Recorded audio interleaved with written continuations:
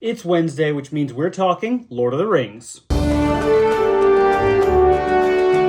In 1937, Tolkien released The Hobbit, and it was this massive worldwide success. But The Hobbit that was released in 1937 is not the same as The Hobbit that you have most likely read or seen an adaptation of.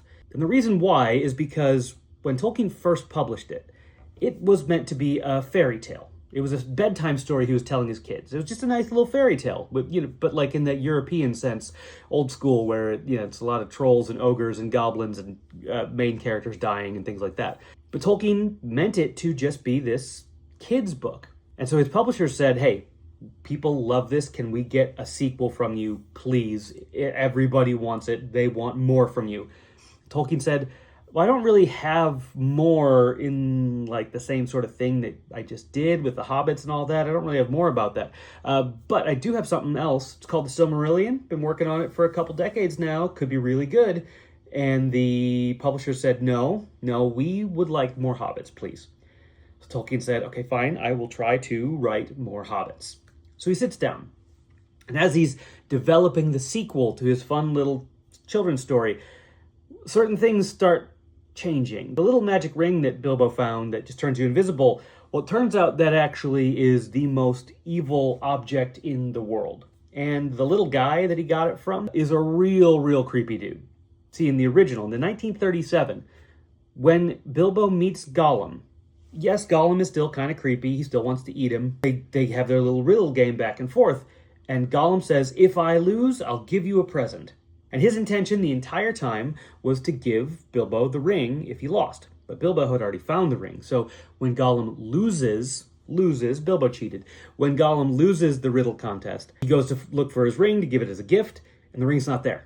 And Gollum starts freaking out. He goes, "Oh, no, I'm so sorry. You're going to think I cheated at this. It's so rude of me to have done this, to not have the gift. Please, what can I do? What can I do to make it up for you?" And Bilbo says, "Why don't you just show me how to get out of here?" And Gollum says, okay, I'm very sorry again. Yep, you can go out this way. And he shows Bilbo how to get out the back door of the goblin caves. But Tolkien said, well, that doesn't really make sense, because if this is the evil, all-powerful ring, there's no way that Gollum's going to want to just give that up. And so what he did is in 1951, as he was working on The Lord of the Rings, he re-released The Hobbit, with the addition that we know, where it's a lot creepier, it's a lot darker, Gollum's way more menacing, and he never had an intention to give up the ring as a gift. The deal with Bilbo from the beginning was, if I win, you help me get out of here. So Tolkien re-released it with this new kind of darker version that more aligned with what he was writing for the Fellowship of the Ring and the Lord of the Rings books. But then he thought, hold on, people have had The Hobbit since 1937. If I say in The Lord of the Rings what happened in The Hobbit, they're going to say, no, that's not how that all worked. And so what he did was, in the Council of Elrond, Bilbo stands up to talk to the council, to tell his story about the finding of the ring. And he looks towards, Glóin is there, Gimli's father, or Glóin, I never really know. But he's there with this contingent of dwarves, and he kind of looks over to them and very apologetically is like, "And if some of you are hearing it this way for the first time, I hope that you'll forgive me." See, what Tolkien did is he said, the first edition is the story that Bilbo told the dwarves. Oh, this guy, he just gave me this ring. He called it a present. But the real thing that happened was the second edition. So Tolkien basically just retconned it. He said, all right, if you read the first edition of The Hobbit, the reason why it's different than what Bilbo's saying here is because Bilbo was a liar. He lied to the dwarves, and this is the real version. It's a pretty brilliant way to deal with that sort of inconsistency. And this was not the last time that Tolkien was considering doing some sort of change to The Hobbit, because in 1960, he decided he was going to rewrite the entire book, not just that one paragraph, the entire story to match the tone of Lord of the Rings, to make it more adult.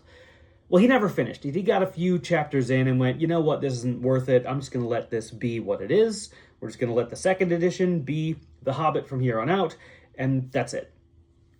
But in many ways, if you think about it, what Peter Jackson did with the Hobbit movies was kind of continuing that idea that Tolkien abandoned of trying to make the two things match up.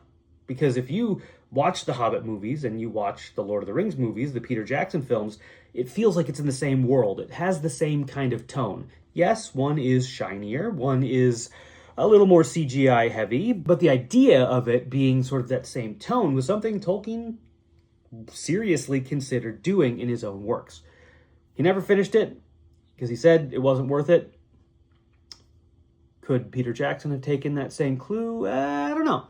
There's pros and cons to the Hobbit movies. I enjoy them. They're not the best. They're not as good as the Lord of the Rings films. I've seen worse movies.